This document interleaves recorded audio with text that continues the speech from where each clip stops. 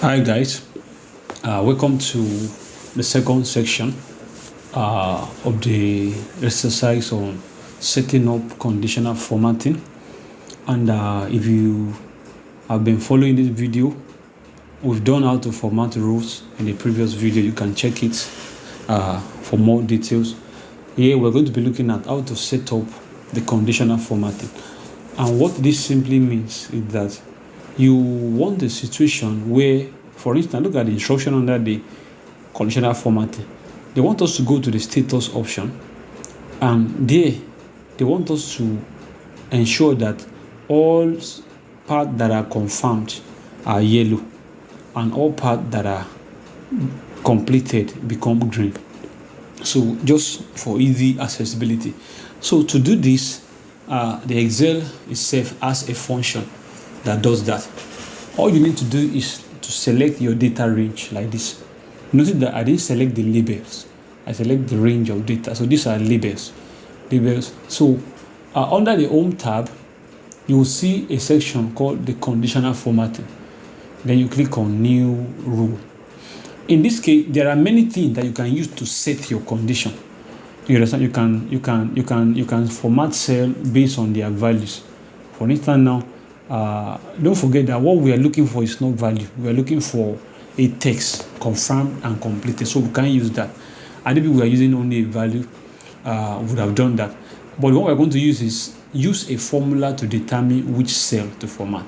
Now, what this means is that this is why we're using a formula is because the question itself says they want us to target ordinary column F. So here you will type column F. But so that the Excel itself will not go and look beyond column F, you put a $sign. What that $sign means in front of F is that you have locked it. You've locked it. It cannot go beyond the column F in anything you want to do. So it will stay on column F. Now that you have locked it on column F, then you will not tell it where to start. You notice that the first data actually started from F2. That is F here, then 2 here. So you say you put 2. Now you set the condition. What you are looking for is the information that are confirmed. Please ensure that you type it exactly the same spelling. Once there is a spelling error, it will not work. So we are looking for confirmed. You understand? On F, only column F. Why we put $sign? Because we want only column F. You understand? If we had wanted it to search beyond column F, would have not put $sign there. So only column F. Look for the data that are confirmed. Then you come to this format and you're going to select the color. I think in this question they want us to use yellow for confirm. So you select yellow and you pick OK. You see now on column F yellow. Once you strike OK, you notice that all data that are confirmed have been underlined as yellow. So let's repeat the same process for the second one, which is the completed section. We're going to use the same thing. Make sure that you, number one, select the data range. Once you have the data range, next thing you do is that you go to your Home tab. Under the Home tab, you see conditional formatting. You go to New Rule. You use a formula because you have something you want to target. So in this case, you have this. Don't forget, why we are putting $sign because we want to lock it on ordinary F. And where is the first data starting from? It's starting from the 2. That's F2. So we put 2. We put equals to. Now in this case, we are looking for completed. So we say completed. Check the spelling and close it with this double quote and quotes. So we pick on format. In this case, now we want the green color. So we want the green color. We pick OK. Then we strike OK. So you observe now that we've done the second section of the work. Hi guys, this is how it happened, and as continuation of our videos, we are going to be creating a formula. For those that have not watched this, there's a previous video that started. This is the third part of the video. So the first two parts, which are the first two questions you can see, in some other subsequent video which you can check on our page. And so here we're going to create a formula to fill in the missing data. Now you see the challenge here is that these are the missing data here, this space and this space. They want us to count how many of the data are confirmed, how many of the data are completed, then the combination of confirmed and completed, that's the utilization total. That's what they want us to do here.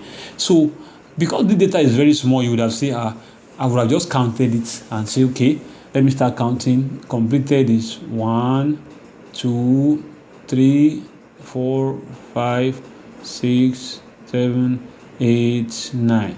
But I want you to know that if you're working with big organizations where you have about 1 million data, you wouldn't want to do that. So that is why we have the count if function. So you come to this place, we say count if. Count if. We have the count if function, and what this means is that the count if function is that count check is to ensure that only the ones that are confirmed are count. So you notice that the first thing that is stated here is the range. So once you select, okay, from here, you can just go and drag it from here to here. You understand? If you can type it, you can type it. So, and comma. Now, what is the criteria? The criteria in this case is that we want to look for all the words that are confirmed. So you use this inverted comma, then you type confirmed, you close the inverted comma, and you hit enter. So now I think we have an error here. The error is that we should have used a double quote. So let's come here and use a double quote. Let's come here and use a double quote. So when we hit enter, now you see it has counted it 10. 10. So 10, let's confirm ourselves. 1, 2, 3, 4, 5, 6, 7, 8, 9, 10. That's correct. So we do for completed also equals to count if. So count if, in this case, select the range again. That's the first thing you select. Then comma, you use the double quote. Then in this case, we want completed. We do this and we had it, then we hit enter. That's 9. So now you see there are numerous ways to do this actually, but because this is what this question constrains us to do, that's what we are doing this. So now here we are to use sum. In this, they want us to use sum. You know that you would have, let me show you one way. Now look at it. Here now they say use the sum function, Abi. So in short, just add what you have in D25, that is add here and here together. You can use comma or you can drag the two. You understand? If you use comma, you get the answer 19. If you don't want to use comma, if what you intend to do is to drag the two, that is here and here, and you close your bracket, you still get the same thing. So now an alternative way to do this actually, if you still like using the count function, is that you will just say, okay, count, you say equals to count. Now you notice that all these things are alphabets. So if you just use ordinary count, it won't work. But if you say count A, it means what I'm asking you to count is an alphabet. So count absolute. So when you enter, you see same 19. Thank you very much. Thank you. If you have any question, please just hit me up at the comment section. Thank you. Hit like and subscribe button and also share with others.